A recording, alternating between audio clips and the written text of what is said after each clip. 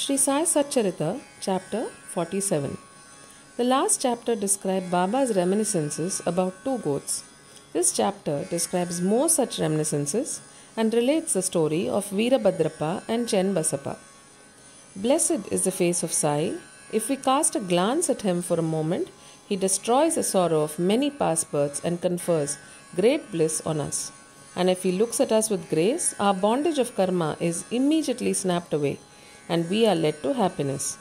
The river Ganges washes away the dirt and sins of all people who go to her for a bath, but she intently longs for the saints to come to her and bless her with the touch of their feet and remove all the filth or sins accumulated in her.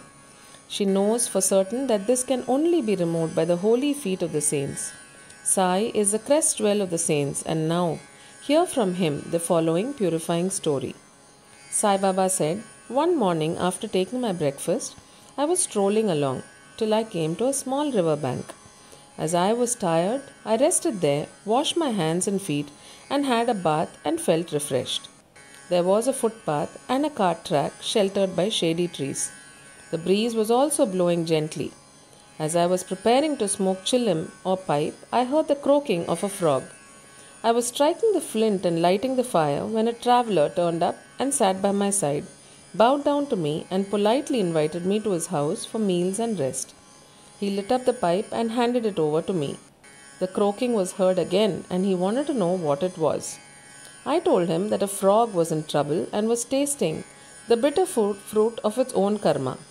We have to reap now the fruit of what we sow in our past life, and there is no use crying about it now. Then he smoked and handed over the pipe to me and said that he would go there in person and see for himself. I told him that a frog was caught by a big snake and was crying. Both were very wicked in their past life and were now reaping the fruit of their actions in present bodies. He went and found that a huge black serpent was holding a big frog in its mouth. He returned to me and said that in about 10 or 12 minutes the frog would be eaten by the snake. I said, "No, this can't be. I am its father and I am here now. How shall I allow the snake to eat it up? Am I here for nothing? Just see how I release it." After smoking again, we walked up to the place. He was afraid and asked me not to proceed further, as the snake might attack us. Not minding him, I went ahead and addressed the creatures thus: "O Veerabhadrappa, has not your enemy Basappa yet repented, though he has been born as a frog? And you too, though born as a serpent, still hold bitter enmity against him? Be ashamed of yourself. Give up your hatred now and rest in peace." On hearing these words, the snake left the frog quickly and dived into the river and disappeared. The frog also jumped away and hid itself in the bushes. The traveller was much surprised. He said that he could not understand how the snake dropped the frog and disappeared on hearing the words. Who was Veerabhadrappa and who was Basappa, and what was the cause of their enmity?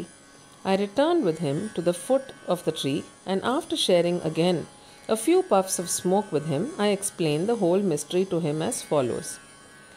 There was an ancient holy place sanctified by a temple of Mahadev about 4 or 5 miles from my place. The temple was old and dilapidated. The residents of the place collected funds for its repairs. After a large amount was collected, arrangement for worship was made and plans with estimates for repairs were prepared. A rich local man was appointed treasurer and the whole work was entrusted to him. He was to keep regular accounts and be honest in all his dealings. He was a first-class miser and spent very little for the repairs, which consequently made very little progress. He spent all the funds, swallowed some amount himself, and spent nothing from his pocket. He had a sweet tongue and was very clever in offering plausible explanations regarding the poor and tardy progress of the work. The people again went to him and said that unless he lent his helping hand and tried his best, the work would not be complete. They requested him to work out the scheme and again collected subscriptions and sent the amount to him. He received it but sat as quiet as before without making any progress. After some days, God, that is Mahadev, appeared in his wife's dream and said to her, "You get up, build the dome of the temple. I will give you 100-fold of what you spend. She told his vision to her husband. He was afraid that it would involve him in expenses and therefore laughed it off, saying that it was a mere dream, a thing not to be relied and acted upon, or else why did not God appear to him in the dream and tell him about it? Was he far from her? This looks like a bad dream, having its object in the creation of ill feeling between husband and wife. She had to remain quiet. God does not like big subscriptions and donations collected against the wishes of the donors, but He likes even trifling amounts given with love, devotion, and gratitude. Some days after, God again appeared in her dream and said, "Do not bother yourself about your husband and the collections with him. Don't press him to spend any money for the temple. What I want is bhava and devotion. So give, if you like, anything of your own." She consulted her husband about this vision and decided to give God her ornaments given by her father. The miser felt disconcerted and decided to cheat even God in this item. He undervalued the ornaments at ₹1,000 and bought them himself, and in lieu of the amount gave a barren field to God as endowment or security. The wife agreed to this. The field or land was not his own. It belonged to one poor woman named Dubaki, who mortgaged it to him for ₹200. She was not able to redeem it for long, so the cunning miser cheated all, his wife, Dubaki, and even God. The land was sterile, uncultivated, and worth nothing and yielded nothing, even in the best season. Thus ended this transaction, and the land was given in possession of the poor priest, who was pleased with the endowment. Some time later, strange things happened. There was a terrific storm and heavy downpour. Lightning struck the house of the miser, when he and his wife both died. Dubaki also breathed her last. In the next life, the rich miser was born at Mathura in a Brahmin family and was named Veerabhadrappa. His devout wife was born as a daughter of the priest of the temple and was named Gauri. The woman Dubaki, the mortgager, was born as a male in the family of the Gurav or attendant of the temple and was named Chenbasappa. The priest was a friend of mine. He often came to me, chatted and smoked with me. His daughter Gauri was also devoted to me.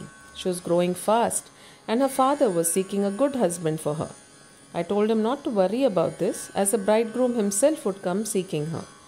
Then there came a poor boy named Veerabhadrappa wandering and begging his bread to the priest's house. With my consent, Gauri was given in marriage to him. He was also devoted to me initially, as I recommended his marriage with Gauri, but later became a miser. Even in this new life, he was hankering after money and asked me to help him to get it, as he was leading a married man's life. Strange things happened. There was a sudden rise in prices. By Gauri's good luck, there was a great demand for land, and the land was sold for 1 lakh rupees, 100 times the worth of her ornaments. Half the amount was paid in cash, and the remaining was to be paid in 25 installments, or ₹2,000 each. All agreed to this transaction, but began to quarrel over the money. They came to me for consultation. I told them that the property belonged to God and was vested in the priest, and that Gauri was his sole heiress and proprietress, and no amount should be spent without her consent, and that her husband had no right whatsoever to the amount. On hearing my opinion, Veerabhadrappa was angry with me and said that I wanted to establish Gauri's claim and embezzle her property. On hearing his words, I remembered God and kept quiet. Veerabhadrappa scolded his wife Gauri, and she came to me at noon and requested me not to remind the words of others and not to discard her, as she was my daughter. As she thus sought my protection, I gave her a pledge that I would cross 7 seas to help her. Then that night Gauri had a vision. Mahadev appeared in her dream and said, "The whole money is yours. Do not give anything to anybody. Spend some amount for temple purposes in consultation with Chenbasappa, and if you want to use it for some other purpose, consult Baba in the masjid." Gauri told me the vision, and I gave her proper advice in the matter. I told her to take the principal or capital amount to herself, give half the amount of interest to Chenbasappa, and that Veerabhadrappa had nothing to do in the matter. While I was thus talking, both Veerabhadrappa and Chenbasappa came quarreling. I tried my best to pacify them and told them of God's vision to Gauri. Veerabhadrappa got wild and angry and threatened to kill Chenbasappa, cutting him to pieces. The latter was timid. He caught my feet and sought refuge. I pledged myself to save him from the wrath of his foe. Then after some time, Veerabhadrappa died and was born as a snake, and Chenbasappa died and was born as a frog. On hearing the croaking of Chenbasappa and remembering my pledge, I came here, saved him, and kept my word. God runs to his devotees for help in times of danger. He saved Chenbasappa the frog by sending me here. All this is God's Leela or sport. The moral of the story is that one has to reap what one sows, and there is no escape unless one suffers and squares up one's old debts and dealings with others, and that greed for money drags the greedy man to the lowest level and ultimately brings destruction for him and others. Bow to Sri Sai. Peace be to all.